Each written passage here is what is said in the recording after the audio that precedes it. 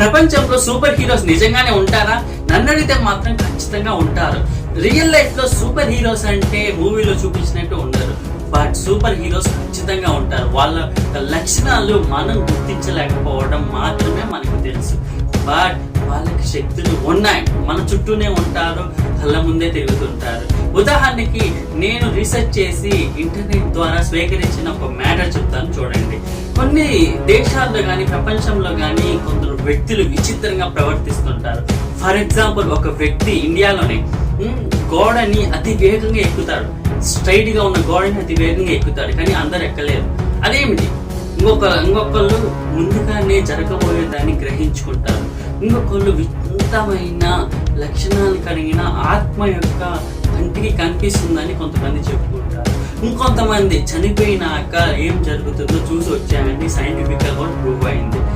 But ఇటువంటి కొన్ని లక్షణాలు ప్రపంచంలో ఎన్నో మానవ మనుగడలో దాగి ఉన్నాయి. ఇటువంటి సంఘటన నా లైఫ్ లో ఒకటి జరిగింది. అదేంటంటే, నేను డిగ్రీ చదువుతున్న రోజుల్లో నా యొక్క ఫ్రెండ్ ప్రాణమిత్రుడైన అబ్దుల్ సమద్ అనే ఒక వ్యక్తి ఉన్నాడు. అతనేంటంటే, మనకి డిగ్రీలో చూసుకుంటే ఇటువంటి ఫ్రెండ్స్ చాలా మంది వాడుకొని వదిలేసే ఫ్రెండ్స్ ఉంటారు, టైం పాస్ ఫ్రెండ్స్ ఉంటారు, బట్ కొంతమంది ఉంటారు ట్రూ ఫ్రెండ్షిప్ లాయల్ గా ఉంటారు అనమాట. అటువంటి వాళ్ళల్లో నాకు సమద్ కూడా ఒకటే అనమాట. అయితే డిగ్రీలో చేరిన తర్వాత కొన్ని రోజులకి మా పరిచయం చాలా బలపడింది. కానీ నేను ఎలాగైతే ఆలోచిస్తానో అలాగే అతను కూడా ఆలోచించడం నేను గమనించిన తర్వాత కొన్ని రోజులకి నేను అడిగాను, నువ్వు ఎందుకు ఇంత నాలెడ్జ్ గా ఆలోచిస్తున్నావు, ఇంత టాలెంట్ గా ఆలోచిస్తున్నావు అని అడిగాను. అదేం లేదు, నేను మామూలుగానే ఉన్నానుగా అని చెప్తూ ఉండేవాడు. కానీ నేను ఒకటి గమనించింది ఏంటంటే తెలుసా, ఎగ్జామ్కి రాకుండానే సిలబస్ మొత్తం అతను కవర్ చేస్తాడు. సొంతంగా రాసే సిలబస్ కాదు, ఉన్నది ఉన్నట్టు రాసి టాప్గా మార్క్స్ అయితే తెచ్చుకున్నాడు అనమాట. కానీ మేము ఎంత చదివినా కూడా, కానీ మేము చెప్తున్నాం సొంతగానే రాస్తాం, బట్ అతను అలా కాదు. సో ఈ చతంగా తీసేస్తే మనం ఇంకొక విషయం ఏంటో తెలుసా, అతను గమనించిన విధం, అతను ముందుగా ఏం జరగబోతుందో గ్రహించి చెప్తాడు, చెప్పగలడు. అతను నాకు మాత్రమే అటువంటి విషయాలు చెప్పాడు.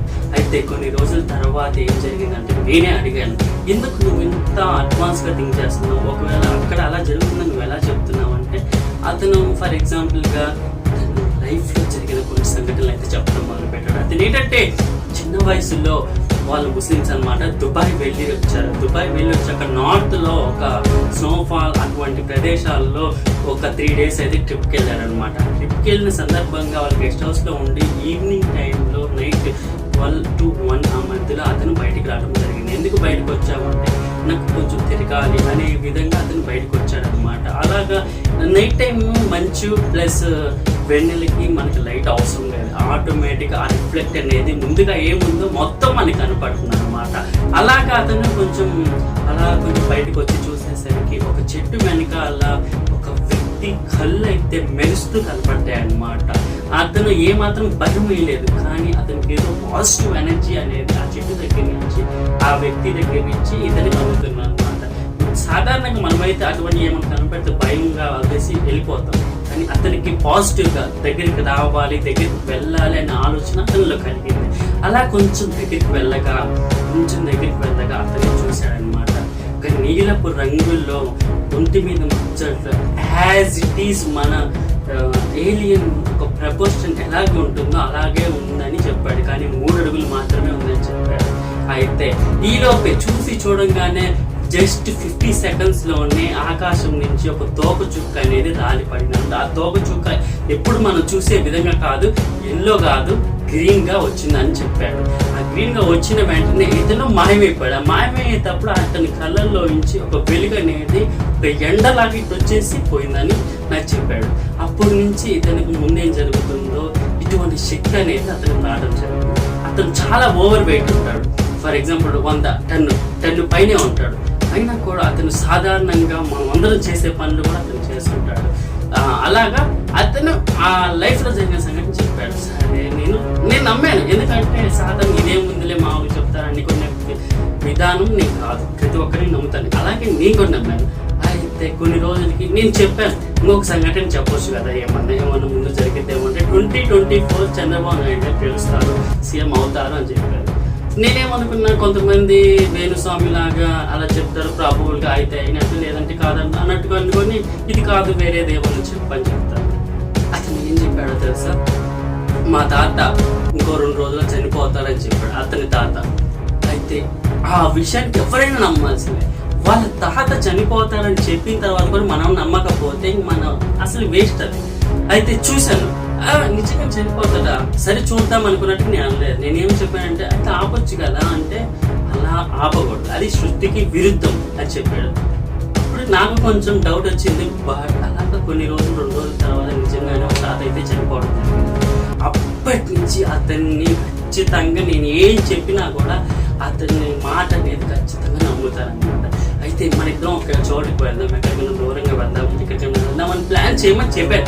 అయితే ఆ సంబంధం ఏం చేశారంటే, వాళ్ళ అమ్మగారు ఎక్కడ ఒక వినకొండ అవతల ఒక ఊరు ఉందన్నమాట, హైవేలో ఒక చిన్నపాటి పల్లెటూరు ఉందన్నమాట. ఆ పల్లెటూరు దగ్గరికి వెళ్ళాక ఆ రోజు నైట్ అంతా అక్కడ స్టే చేయాలి.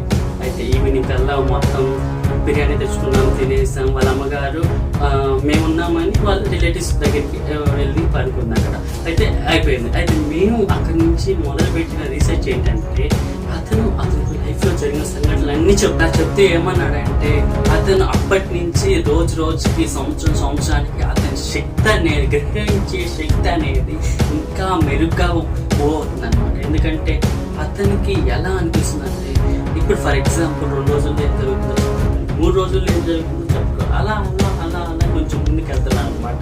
అతను వయసు పెరిగే కొద్ది అతని శక్తులు కూడా ఎక్కువైపోతున్నాయి. అయితే ఆ రోజు నైట్ అలా అతను చెప్పినంత విని, నేను కూడా ఎవరికి చెప్పలేదు, అతను చెప్పినంత విని అలా నేనైతే నిద్రపోవడం జరిగింది. నిద్రపోయిన తర్వాత నాకు ఎగ్జాక్ట్గా 12:40 ఆ మధ్యలో మెలికొచ్చి చూస్తే సమ్మర్ ఇంట్లో లేడు. బయటకు వచ్చాడు. బయటకు వచ్చాక నేను సీక్రెట్గా చిన్నగా దాక్కుంటూ వచ్చాను. వచ్చి చూసేసరికి అతను చుక్కల వైపు చూస్తూ అలానే ఉన్నాడు.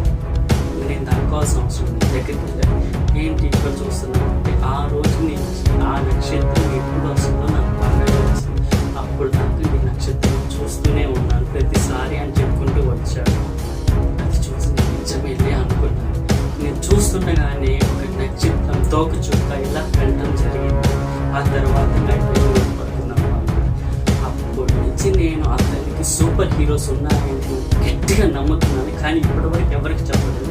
ఈరోజు సోషల్ మీడియాలో చెప్పడానికి కారణం ఏంటంటే, అతను నా లైఫ్లో అడిగాను ఏం జరుగుతుందో అడిగాను. ఫస్ట్ అయితే నాకు వద్దనిపించింది, ఎందుకంటే ఒకవేళ పాజిటివ్ అయితే ఓకే, నెగిటివ్ అయితే ఫీల్ అవుతాను కదా, వద్దు చెప్పొద్దు అని అన్నాను. అతను చాలాసార్లు అన్నాను. But end of the day ఒక పాజిటివ్ అయితే చెప్పాను. అదేంటంటే, నువ్వు చెప్పే మాట ప్రపంచం వినే రోజు ఒక రోజు వస్తుందని చెప్పాడు. మరి అది నిజంగానే వస్తుందో లేదో చూడాలి. This is my friend super hero story.